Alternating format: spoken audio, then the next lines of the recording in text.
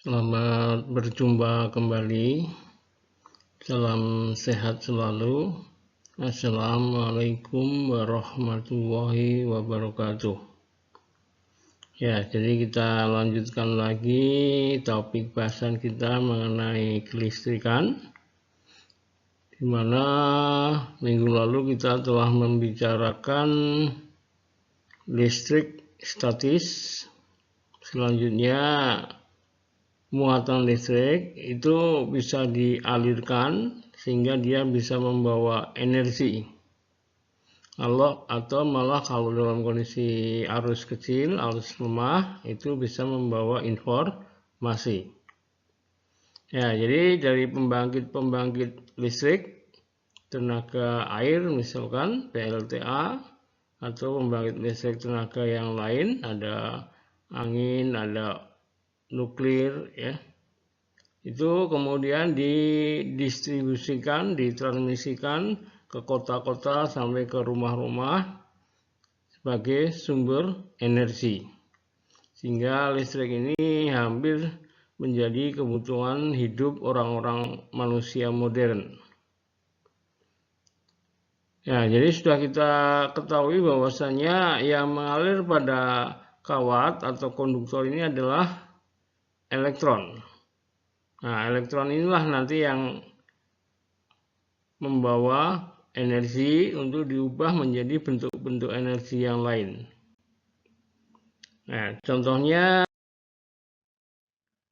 kita bisa mengubah energi listrik menjadi energi panas, ya, dengan alat yang disebut heater, ya, sehingga kita bisa membuat kopi, teh, ya, memasak, ya.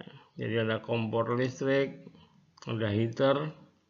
Ini adalah suatu alat yang berfungsi mengubah energi listrik menjadi panas. Nah, bagaimana caranya nanti kita lihat di materi selanjutnya, ya. Bagaimana cara mengubah energi listrik menjadi energi panas. Ya, jadi energi listrik ini juga bisa diubah menjadi energi gerak. Nah, yaitu dengan adanya motor listrik, ya. Sehingga terciptalah sekarang mobil-mobil listrik, ya, tanpa menggunakan bahan bakar bensin, sehingga ini akan menjadi ramah lingkungan, ya, karena tidak ada emisinya. Gas buangnya tidak ada kalau menggunakan energi listrik.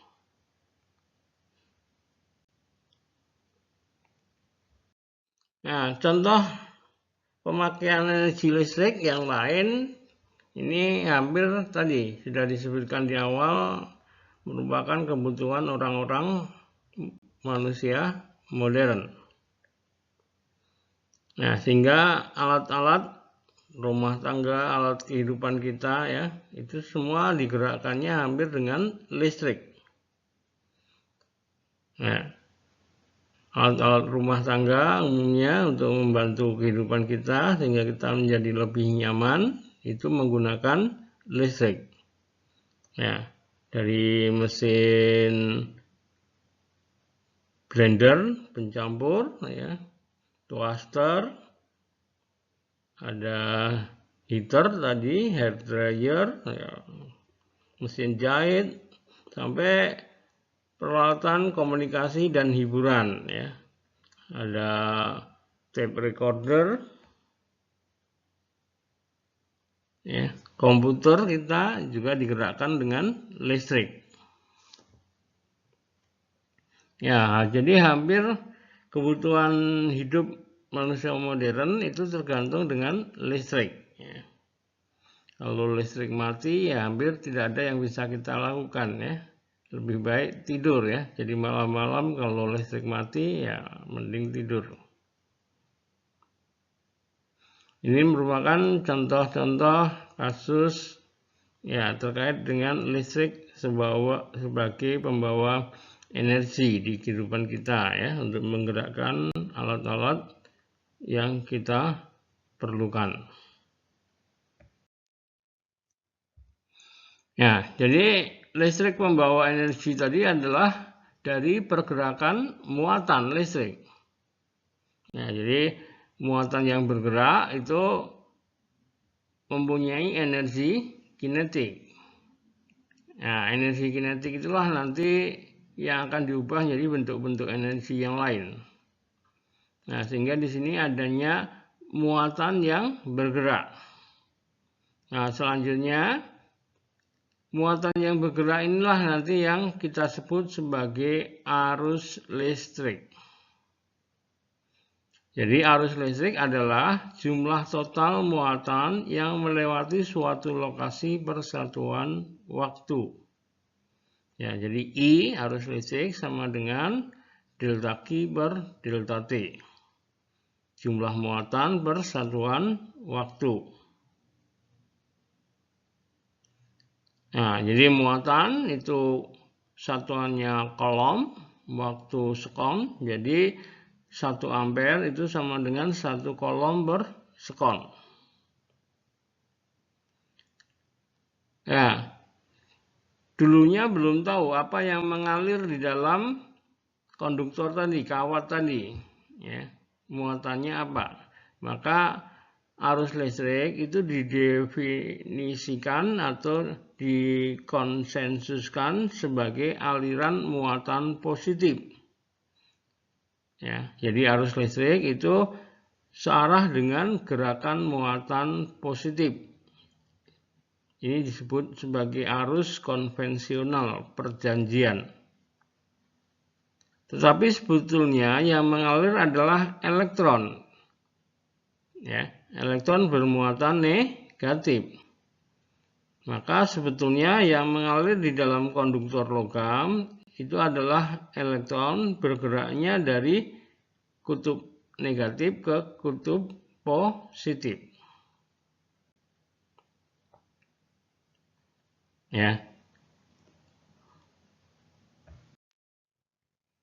Nah, selanjutnya dalam proses pergerakan muatan di dalam konduktor ini, dia nilainya tergantung dari beda potensial yang kita berikan.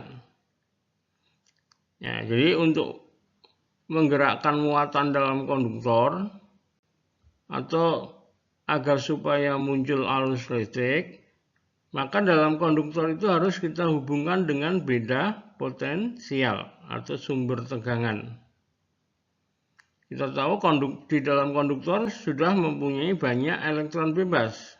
Tapi gerakan elektron bebas ini secara acak atau random.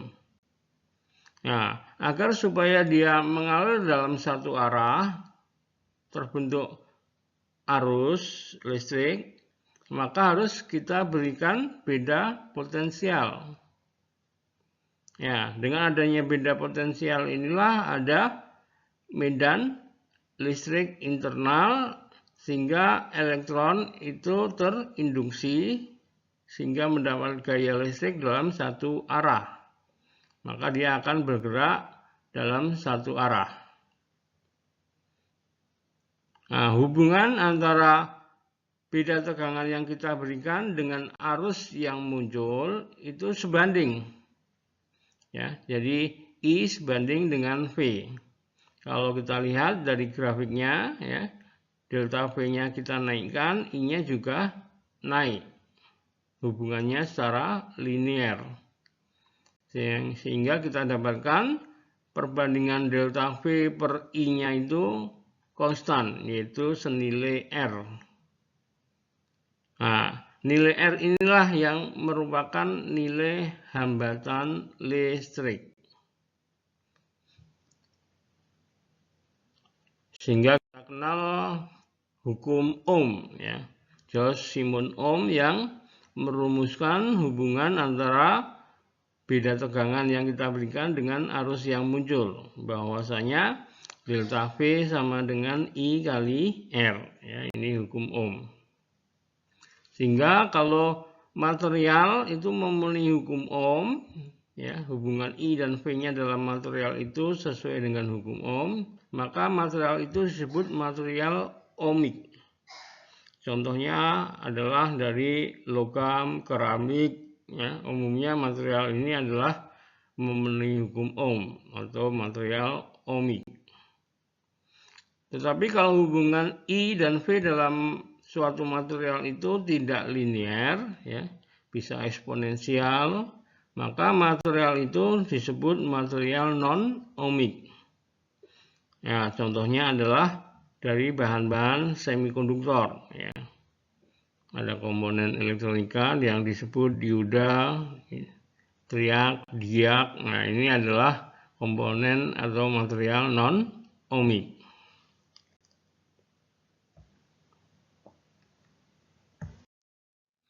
Ya, sebetulnya dari mana munculnya hambatan listrik tadi? Ya, jadi kalau kita lihat dalam proses pergerakan elektron sepanjang konduktor itu, ya, elektron akan mengalami tumbukan-tumbukan dengan atom-atom bahan. Ya, jadi dalam proses pergerakannya elektron itu tidak bebas hambatan, tapi dia mengalami hambatan yaitu dengan adanya proses tumbukan dengan atom-atom di dalam bahannya. Nah, sehingga di sini muncullah nilai R tadi, hambatan tadi, ya. Jadi hambatan ini adalah hambatan proses pergerakan elektron. Di mana besarnya nilai hambatan ini akan sebanding dengan panjang kawat. Makin panjang kawatnya berarti makin banyak hambatannya, makin banyak mengalami tumbukan. Kemudian berbanding terbalik dengan luas penampang kawat. Artinya kalau luas penampangnya makin besar, elektron makin bisa melewati celah-celah yang ada, ya. Sehingga dia berbanding terbalik. Artinya kalau luas penampangnya makin besar, hambatannya makin kecil, ya. Dan ada satu lagi bahwasanya ada nilai rho yang disebut resistivitas bahan. Ya, jadi tiap bahan mempunyai susunan atom-atom yang beda-beda. Konfigurasi atomnya beda, susunannya beda, sehingga tiap bahan mempunyai nilai hamba jenis yang beda-beda. Ya, jadi emas beda nanti dengan aluminium, beda dengan tembaga, ya, atau beda dengan seng. Ya, dia punya rho sendiri-sendiri.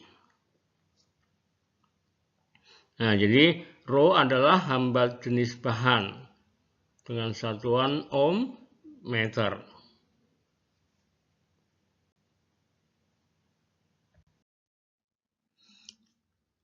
Nah, hamba jenis ini atau resistivity ini itu tergantung lingkungan, yaitu tergantung dari temperatur atau suhu. Nah, di mana nilai rho sama dengan rho 0 kali 1 plus alfa delta T. Nah, ini seperti halnya dengan muai panjang, ya. Dengan alfa itu merupakan temperatur coefficient of resistivity. Nah, karena nilai rho-nya mengalami perubahan, maka otomatis harga resistansinya atau hambatan bahan tersebut juga mengalami perubahan terhadap temperatur. R sama dengan R0 kali 1 plus alfa delta T. Nah, inilah yang bisa kita manfaatkan sebagai sensor suhu, ya. Artinya resistansi bahan akan berubah terhadap suhu.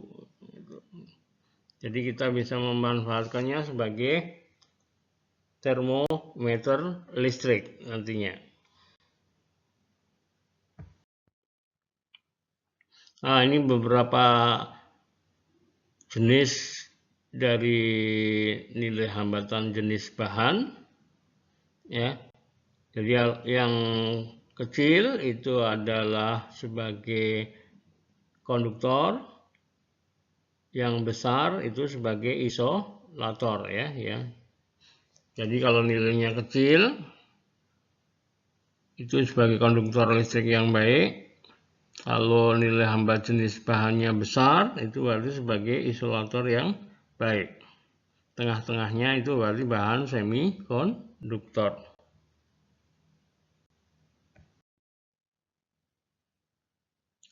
Ya, jadi dalam proses pergerakan elektron di dalam material konduktor tadi, itu mengalami hambatan, di mana dalam proses hambatan ini berupa tumbukan dengan atom-atom lain itu menghasilkan kalor, panas.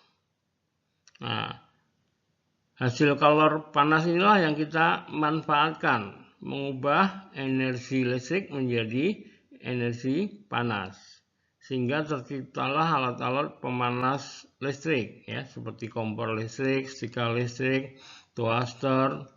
Nah, selanjutnya kalau proses panas ini makin besar, maka bisa menyebabkan kawatnya menjadi pijar. Maka terciptalah lampu pijar. Ya. Sehingga kita bisa mengubah energi listrik jadi energi cahaya. Nah, di sini untuk menghitung energi, kita menggunakan satuan daya, yaitu laju perubahan energi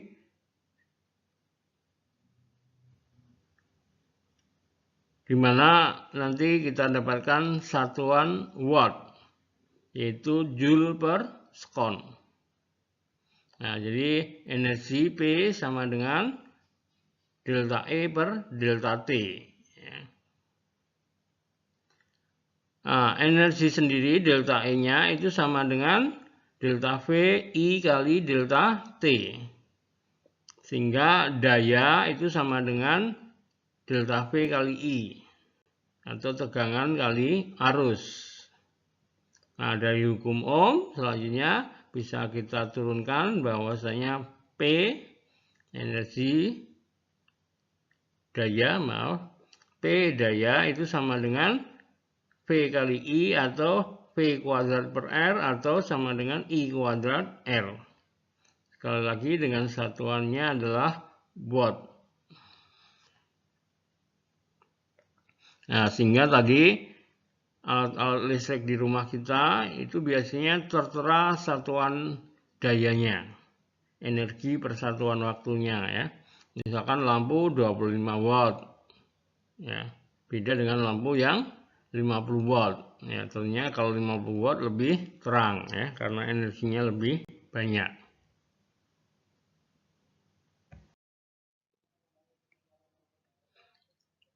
Nah, terus bagaimana agar supaya tadi bisa muncul arus dalam suatu rangkaian listrik? Yang pertama tentunya kita harus punya beda tegangan tadi, ya, sebagai sumber tegangan. Contohnya di sini adalah baterai, generator, aki, ya. Ini sebagai sumber tegangan. Syarat yang lain harus ada rangkaian tertutup atau closed loop circuit. Ya, sehingga di sini syarat terjadinya arus dalam suatu rangkaian tadi harus ada sumber tegangannya, kemudian ada rangkaian yang tertutup.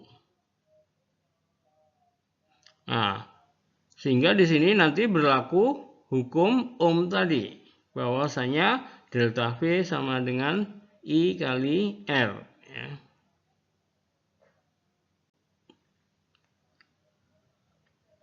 Nah, dari persamaan hukum Ohm ini diusahakan agar R-nya jangan sampai 0 atau R-nya sangat kecil sehingga nanti akan menyebabkan I-nya sangat besar. Ya, kalau R0 itu terjadi yang disebut hubungan singkat atau short circuit. sirkuit. Nah, kalau I-nya sangat besar, artinya banyak sekali tumbukan, maka bisa menghasilkan panas dan kawatnya jadi putus. Ya, sehingga pada peralatan listrik umumnya ini diberikan pengaman untuk arus lebih, yaitu sebagai pembatas arus yang disebut sekring. Ya, sehingga kalau terjadi konsleting, nanti arusnya membesar, alat sekring ini akan putus sehingga mengamankan sirkuit atau mengamankan rangkaian tidak sampai menjadi terbakar.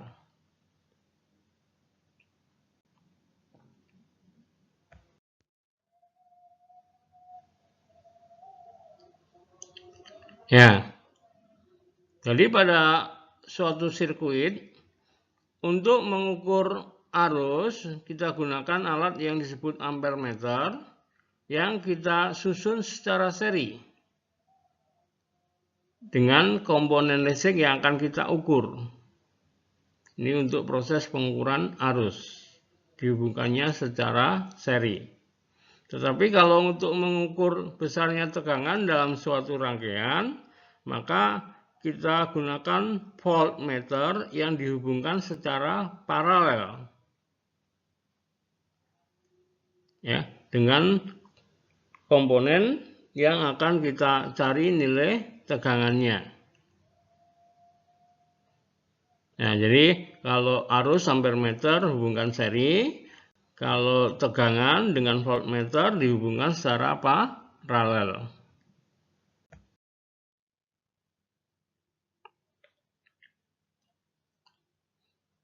Nah, selanjutnya sebagai sumber tegangan, yaitu gaya gerak listrik, GGL, itu contohnya tadi adalah baterai, di mana baterai ini mengubah energi kimia menjadi energi listrik.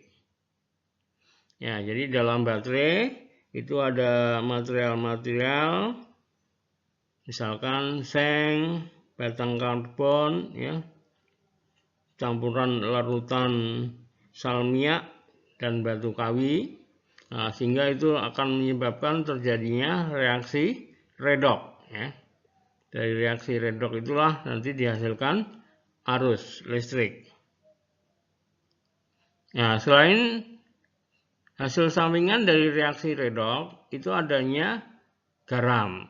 Nah, sehingga sebuah baterai itu digambarkan sebagai sumber GGL listrik atau EMF dan ada hambatan dalam R kecil.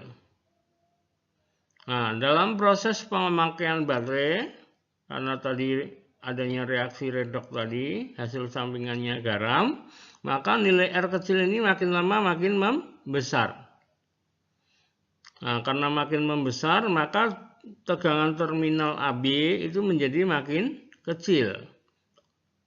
Atau dikatakan nanti baterainya habis gitu. Ya, sehingga persamaan rangkaian dalam baterai ini sama dengan PAB sama dengan epsilon E min I kali R kecil sama dengan I kali R besar. Sekali lagi R kecil itu hambatan dalam di dalam baterai, ya.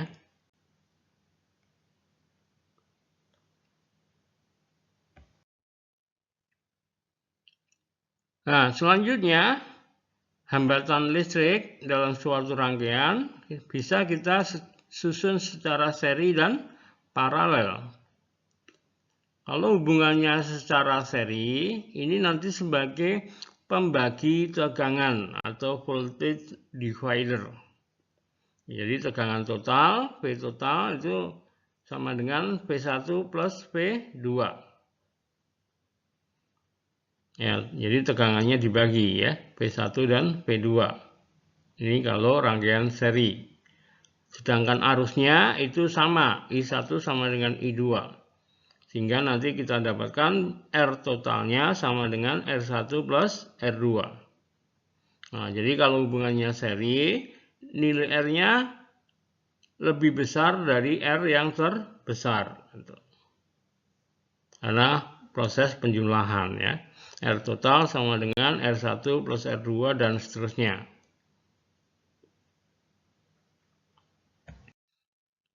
Tetapi kalau rangkaiannya disusun secara paralel, maka yang dibagi ini adalah arusnya. I total itu sama dengan I1 plus I2. Ya, dengan memanfaatkan hukum Ohm, maka nanti kita dapatkan 1/R total itu sama dengan 1/R1 ditambah 1/R2. Nah, jadi kalau rangkaiannya secara paralel itu sebagai current divider atau pembagi arus. Dan R totalnya itu lebih kecil dari R yang terkecil. Gitu, nah.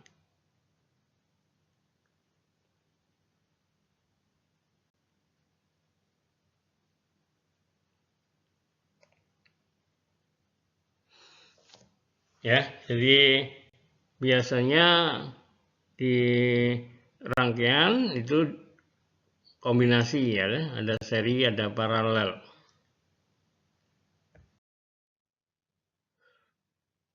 Nah, selanjutnya kalau dalam rangkaian ini lebih kompleks, maka selain dengan hukum Ohm, kita bisa mencari nilai arus dan tegangan itu menggunakan aturan Kirchhoff. Ya, jadi aturan Kirchhoff ini adalah prosedur analisa rangkaian yang kompleks.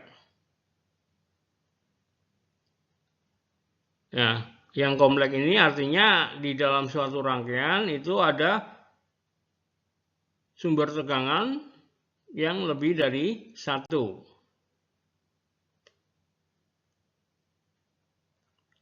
Ya, untuk aturan Kirchhoff ini ada dua aturan, yaitu aturan arus dan aturan tegangan. Untuk aturan arus ini disebut junction titik ya, node yang menyatakan bahwa jumlah arus yang masuk pada suatu node atau titik persambungan sama dengan jumlah arus yang meninggalkannya. Ya. Jadi jumlah arus yang masuk pada suatu titik node sama dengan jumlah arus yang meninggalkannya. Ini arus yang masuk itu adalah IA dan IB sama dengan arus yang keluar dari titik percabangan. Di sini adalah IC dan ID ya. Jadi IA plus IB sama dengan IC plus ID.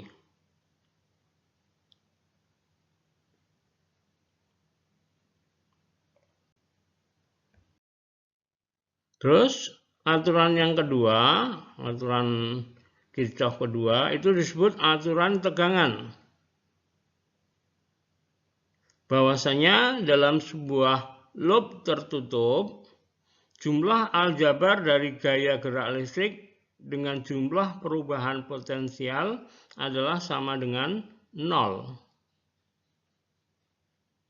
Ya. Jadi dalam sebuah loop tertutup, jumlah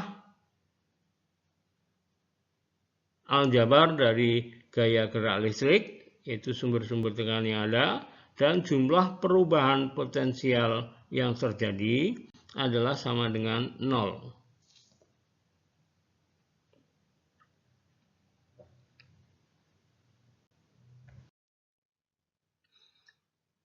Ya, untuk menyelesaikan aturan Kirchhoff kedua tentang loop tadi, maka ada beberapa yang perlu diperhatikan.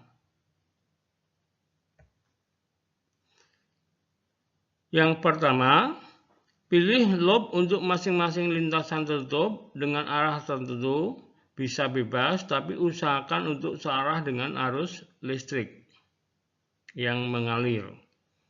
Nah, jadi kita pilih loopnya dulu, diusahakan searah dengan arah arus listrik yang mengalir.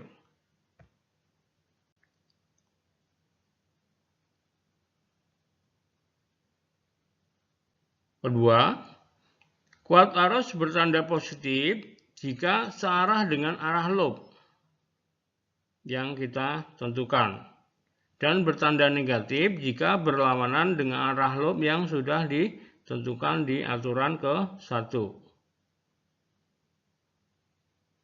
Ya, jadi nanti I-nya itu positif kalau searah dengan arah loop yang kita tentukan tadi. I negatif kalau berlawan arah dengan loop yang sudah ditentukan tadi.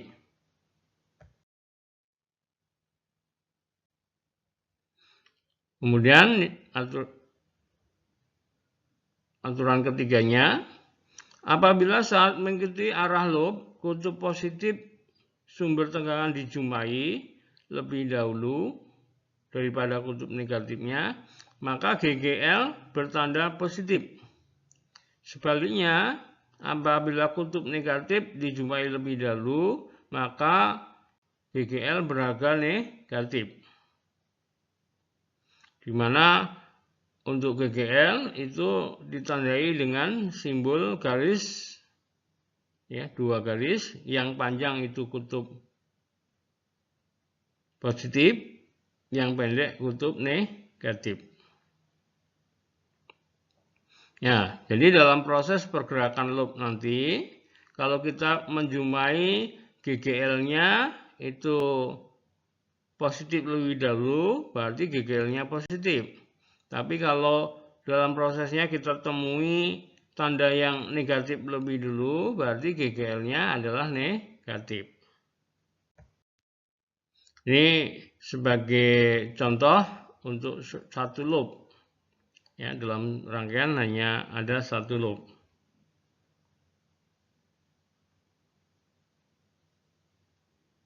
Maka di sini berlaku hukum Kirchhoff 2, itu bahwasanya jumlah GGL listriknya ditambah jumlah beda potensialnya itu sama dengan 0. Ya, kita mulai saja tentukan arah loopnya itu dari A, B, C, D, terus ke A lagi, ya, berputar, ya, dari A, B, C, D, A. Ini arah loopnya kita tentukan. Kemudian arah I-nya di rangkaian itu sudah kita tentukan, ya.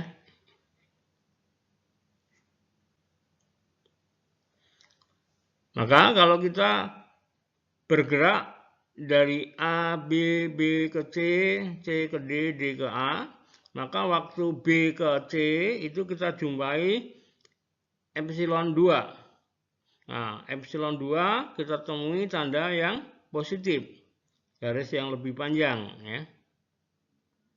Maka E2 positif, terus kita turun lagi C, D, D, A, kita ketemu E1. Nah, waktu ketemu E1, kita menjumpai tanda garis yang lebih pendek, itu negatif. Maka E2 min E1. Nah, ini GGL-nya. Kemudian, untuk jumlah penurunan potensialnya, itu penurunan di AB, yaitu di R1. Nah, beda tegangannya adalah I kali R1, ya. Jadi I kali R1, arah loop dan arah arus itu searah, maka nilainya positif. Kemudian bergerak lagi B ke C, C ke D, kita ketemu R2, maka ditambah I kali R2. Sekali lagi ini positif karena I-nya searah dengan loop, maka sama dengan 0. Hingga kita dapatkan persamaan E2 min E1 ditambah I kali R1 plus R2 sama dengan 0.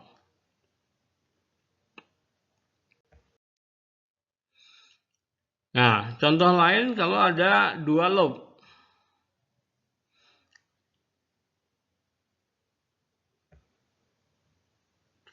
Ya, langkah-langkah yang perlu kita lakukan. Pertama, tentukan kuat arus, yaitu simbol dan arahnya pada setiap percabangan yang dianggap perlu.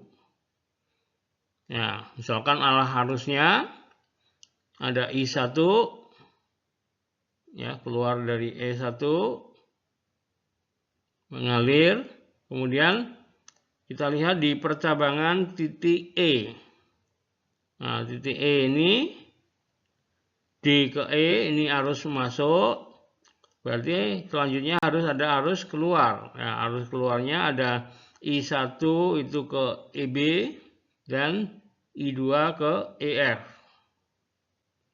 Nah, ini contoh arus yang mengalir pada sebuah titik.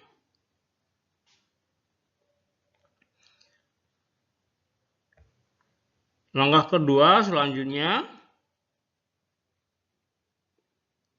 tulislah persamaan arus untuk tiap titik percabangan dengan menggunakan hukum 1 Kirchhoff. Ya, maka di sini I sama dengan I1 plus I2. Ya, jadi arus yang masuk I, arus yang keluar sama dengan I1 dan I2.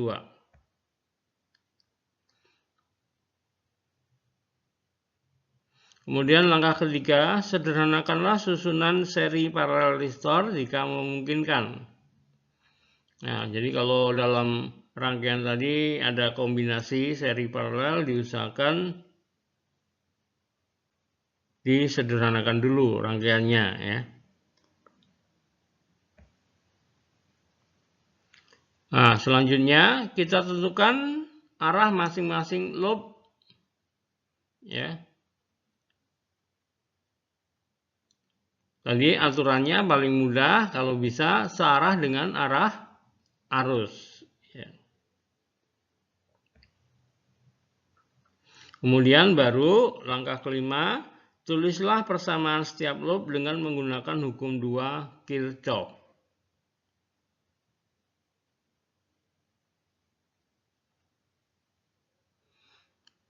Ya, itu contoh langkah-langkah yang perlu kita lakukan dalam proses menganalisa rangkaian dengan menggunakan aturan Kirchhoff.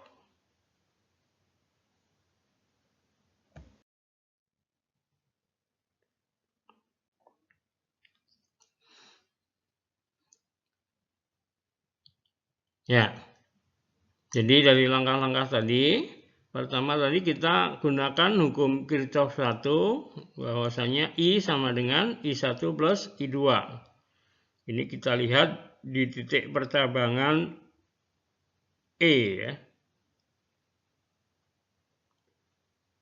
Selanjutnya dengan hukum Kirchhoff 2, kita bisa memulai dari loop 1. Pada loop 1 kita bergeraknya dari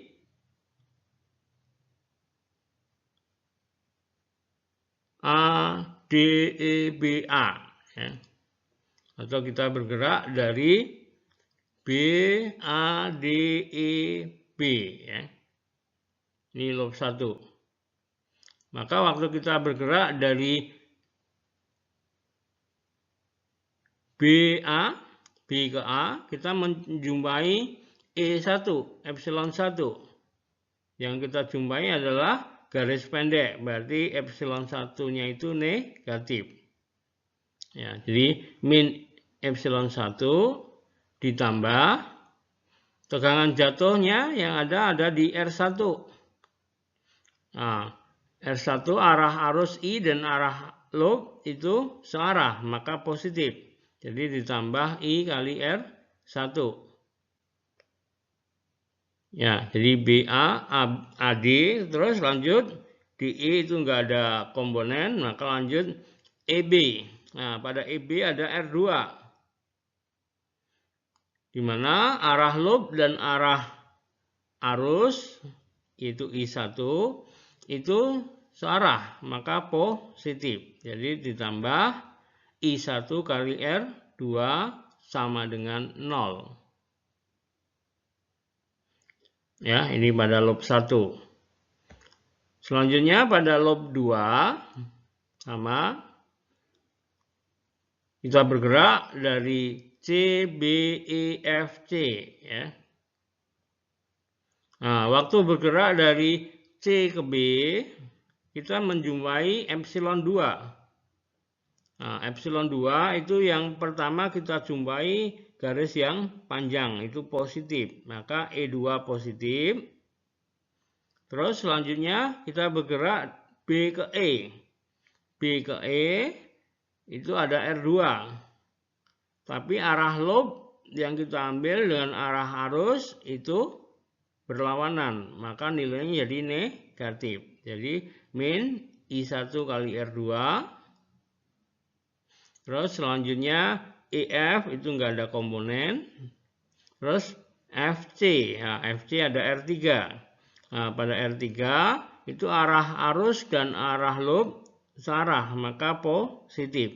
Yaitu I2 kali R3 sama dengan 0. Nah, dari 3 persamaan ini kita punya 3 variabel I, I1, I2 nanti bisa kita dapatkan ya dengan aturan substitusi atau eliminasi. Hingga Anda akan mendapatkan nilai I, I1, I2 pada rangkaian tersebut.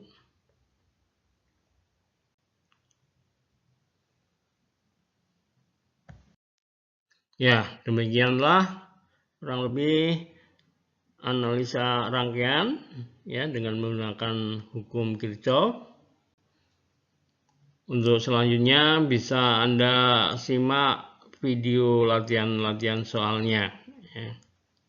Jadi telah kita paparkan listrik dinamik ya, di mana muatan yang bergerak itu bisa membawa energi ya, sehingga bisa kita manfaatkan untuk menjalankan peralatan listrik di rumah kita, sehingga hidup kita menjadi lebih nyaman dan lebih mudah.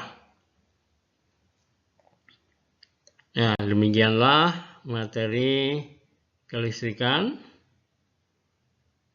Selanjutnya kita bertemu untuk materi selanjutnya. Terima kasih. Assalamualaikum warahmatullahi wabarakatuh.